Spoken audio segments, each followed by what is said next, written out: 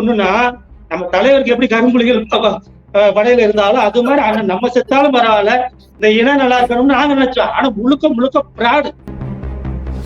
இப்ப சமீபத்துல பாத்துருப்பீங்க, எசைக்கு ராஜான்னு ஒருத்தர் முக்கொழுந்து சங்க தலைவர் வந்து சீமான் வந்து முத்துராமலிங்க தேவருடைய இதுக்கு வரக்கூடாதுன்னு பேசியிருக்காரு. ஆமா, அது சரியா? நாம வந்து தக்க பதிலடி கொடுக்கணும் அப்படின்னா தென் மாவட்டத்துல ஒவ்வொரு முக்கொழுந்து சமுதாயத்தின் ஊருக்குள்ளேயும் சீமான விடக்கூடாது. ஏன்னா சீமான் தான் மிக மோசமான விச கிருமி. இல்ல, சீமான் சாதி பார்க்கக்கூடியவரா? அதாவது நீங்க வெளியேற மெயின் காரணம் என்ன? இந்த சமுதாயத்துக்கு நானே சொல்றேன், நீ தேவரத்தை போடணும்னா தேவர் சமுதாயத்துக்கு நானே சொல்றேனே. அப்ப நீங்க மாவட்ட செயலாளர் போட்டா கூட சமுதாயம் மொத்தம் போட்டிருக்கீங்க.